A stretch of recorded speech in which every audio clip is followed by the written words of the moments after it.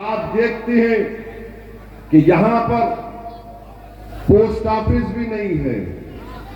मोदी जी को पूछेंगे तो बोलेंगे मैं चाय बेच कर आया। ठीक है, बेचे होंगे आप, मगर गवर्नमेंट पोस्ट ऑफिस कहां है? बाबू नगर में। तो ये आपके मसाइल हैं, इसको हल करवाना बहुत जरूरी है। मेरी आपसे गुजारिश है कि आप जनाब ताहिर हुसैन साहब को वोट देकर कामयाब करवाइए।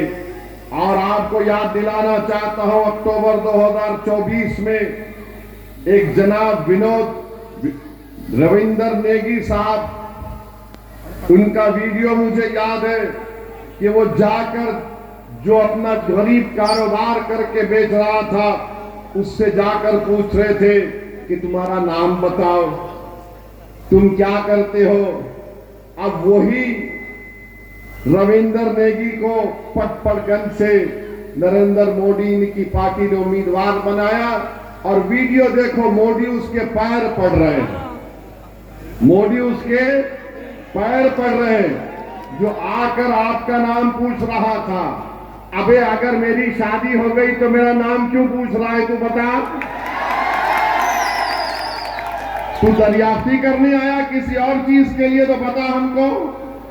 मगर नरेंद्र मोदी ऐसे लोगों के पैर पड़ते हैं जो हमारे चेहरों को देखकर पूछते हैं कि बता तेरा नाम क्या है।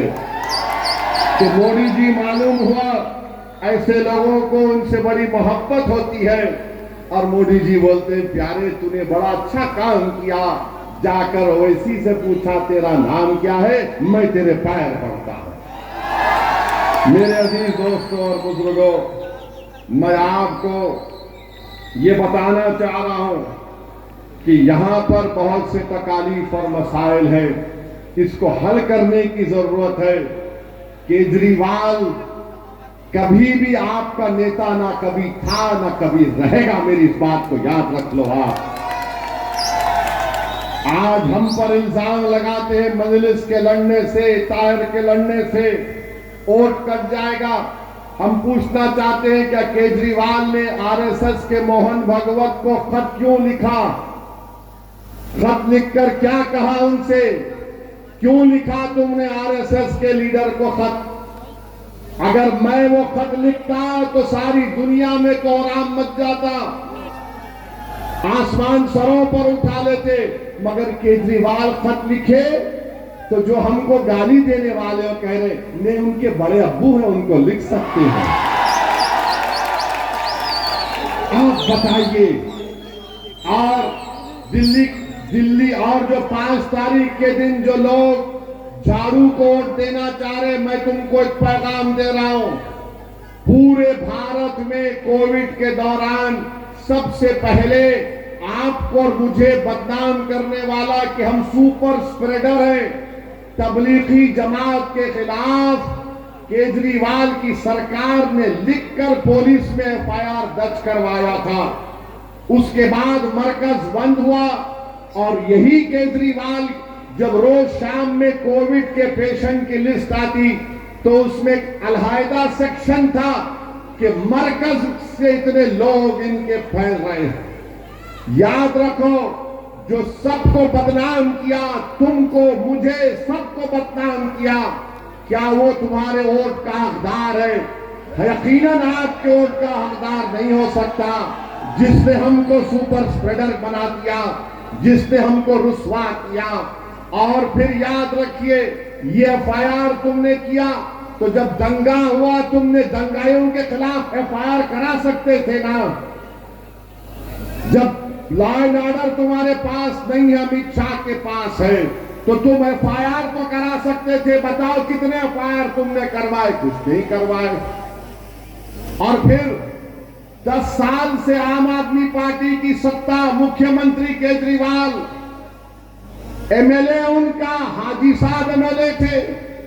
मुख्यमंत्री के पास जाकर हाजी साहब बोल देते मुस्तफाबाद में पानी नहीं है, मुख्यमंत्री पानी दे दो, तो दे सकता था।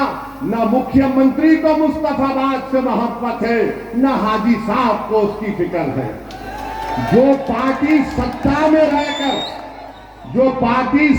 में रहकर मुस्तफाबाद की जनता की तकालीफ को दूर नहीं किया, वो आपका काम नहीं कर सकेगी। इसीलिए ताहिर को कामयाब करिए। ताहिर इनसे लड़ेगा। आज दुश्मनी यही है कि ताहिर नहीं जीतना, कोई भी जीत जाए। मुस्तफाबाद की जनता याद रखो, ये वोट इस बात को तय करेगा कि आप सच्चाई को कामयाब करेंगे या झूठ को कामयाब करेंगे, आप मासूम को कामयाब करेंगे या जालिम को कामयाब करेंगे। क्या आप ताकत के आगे झुक जाएंगे या आप ताकतवर बन के अपने मुस्तकबिल का फैसला करेंगे। मैं आपसे अपील करने आया हूं कि 5 तारीख हमारे लिए इम्तिहान का वक्त है। ताहिर का साथ दीजिए मेरे भाई, क्योंकि ये आखिरी मिनट है, 2 मिनट है। मैं बता रहा हूं, आज ओखला में था, मैं शिफा के घर में था, तो घर से किसी ने कहा कि शिफा की एक ज़ईफ मां 75 साल की आपसे मिलना चाह रही है। ज़ईफ खातून है, खड़े नहीं रह सक रही है, रोकर मेरा हाथ पकड़कर कहा कि ओवैसी साहब आपका शुक्रिया, 5 साल के बाद आपने शिफा को मुझसे मिला दिया। और उस ज़ईफ मां ने क्या कहा, तसव्वुर करो कि तुम्हारी मां है और तुम शिफा और ताहिर हो। उस मां ने कहा कि जब मैंने अपने बेटे को 5 साल के बाद देखा तो मुझे यकीन नहीं आया, मेरे बेटे की दाढ़ी सफेद हो गई। उस मां ने कहा कि मेरी जिंदगी के चंद दिन बाकी हो, ओवैसी साहब मेरे बच्चे को बचा लो। क्या इस मां की आंसुएं तुम्हारे दिलों में एक रहम पैदा करेगी? नहीं पैदा करेगी। ये ओखला और मुस्तफाबाद की जनता को तय करना। मेरे अजीज दोस्तों और बुजुर्गों, लोग कहेंगे कि ओवैसी जज्बात में ला रहा है। यकीनन जज्बात चाहता हूं। जिसके दिल में जज्बा नहीं है वो मुर्दा है। जिसके दिल में इन गरीबों से मोहब्बत नहीं है वो दिल नहीं कहलाएगा। अगर दिल है, धड़कता हुआ दिल है, तो बताओ इन लोगों को कि इंसाफ होगा। पैगाम दो उन लोगों को जो जेल में आज सड़ रहे कि तुम जेल में जरूर हो, मगर तुम्हारी मां और बहनों की और तुम्हारी तकलीफ हम अपने सीने में महसूस करते हैं। और 5 तारीख के दिन पतंग के निशान पर वोट देकर ताहिर हुसैन को और शिफा को कामयाब करिए, मुस्तफाबाद को कामयाब करिए, अपने इत्तेहाद को कामयाब करिए और अपनी एक आजाद सियासी आवाज को दिल्ली के विधानसभा में आप भिजाएंगे या नहीं भिजाएंगे? आप जाकर जवाब दीजिए। आप भिजाएंगे?